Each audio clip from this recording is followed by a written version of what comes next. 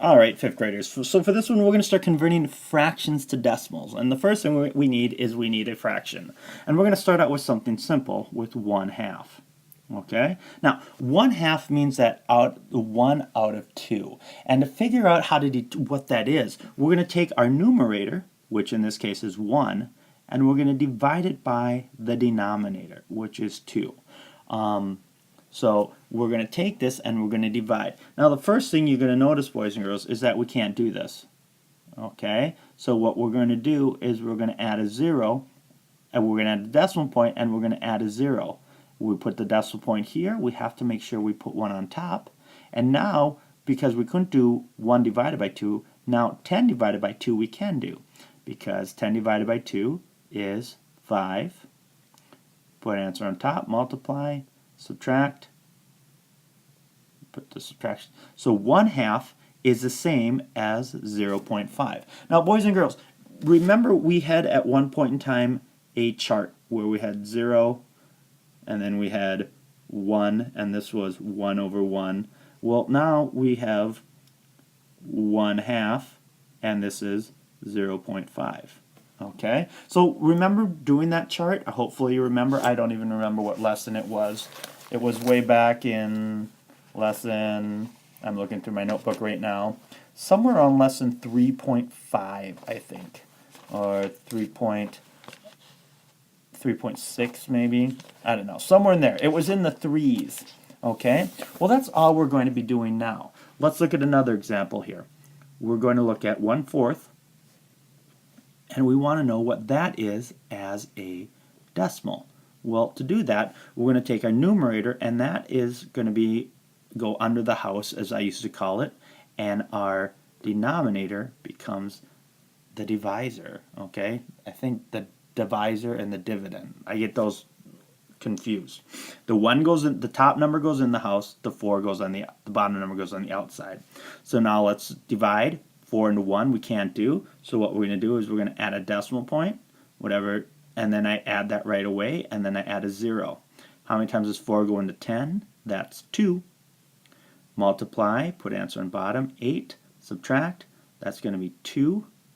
Again, with the decimal we can't have a remainder, so we're going to add another 0, bring it down, 20, now 4 into 20, which is 5. Multiply that out, 20, put answer on bottom, and we have termination, so we're done. So if I wanted to, I could continue to go 0.25 is 1/4. Okay? Let's look at one more example in the world of fourths.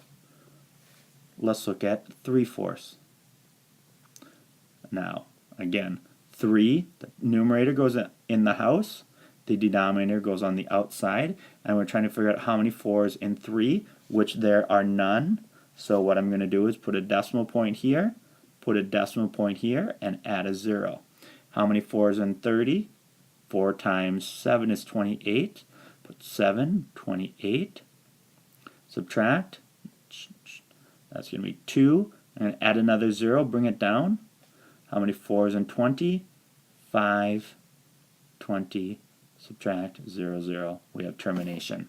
So 0.75 is the same as 3/4. Okay, so that's kind of what this looks like. Okay, so let's look at a few more examples, and let's see if a couple more examples on this video, and then we'll see what we find. So let's look at our new number is 1/8. Okay, and we want to figure out what that is as a decimal. So the question is, what goes in the house? Well, the 1 goes in the house and the 8 goes on the outside. So now how many 1/8 can we take out of 1? We can't, so let's add our decimal, add a 0. How many 8s can we take out of 10? That's 1. Multiply, put answer on bottom, subtract, 2. Okay, and bring down a 0. How many 8s in 20? That would be 2. Multiply, 16, put answer on bottom, subtract, 4, 0, bring that down, 0. How many 8s in 40? That would be 5. Put answer on top, multiply, 40, I'm running out of room, but it's going to 0 out, So 1/8, which is going to be between, I should probably, this would be 0 over 0. 1/8 is going to be somewhere in here. That's 0.125, and that's going to be 1/8. Okay. If I want to, let's look at one more here. Let's look at 5/8. And again, we're going to set that, figure out what that is, a decimal.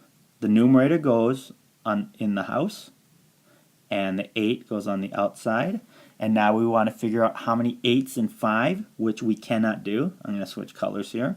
So I'm going to add a decimal here, add a decimal here, and then add a 0. Okay. How many 8s in 50? That would be 6.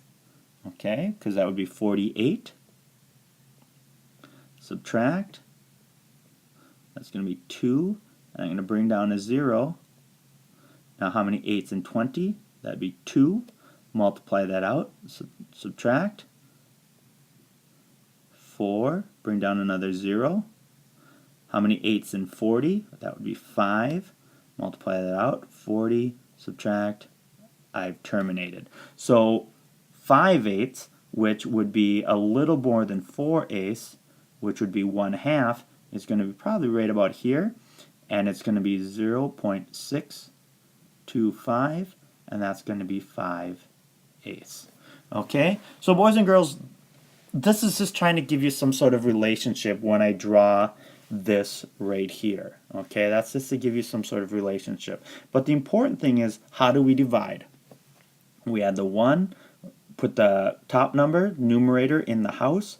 The denominator becomes what we're dividing by, and then we continue. Now, if you notice, the vast majority of these, they're decimals because this number is less than this number. If we start seeing improper fractions, you're going to see a whole, like 1.25 or something like that. But as long as the numerator is less than the denominator, you will see a decimal. All right, so that's it for this video. The next one we're going to delve in, we're going to look at some more numbers, but then we're going to look into non-terminating repeating decimals and how we deal with that as mathematicians.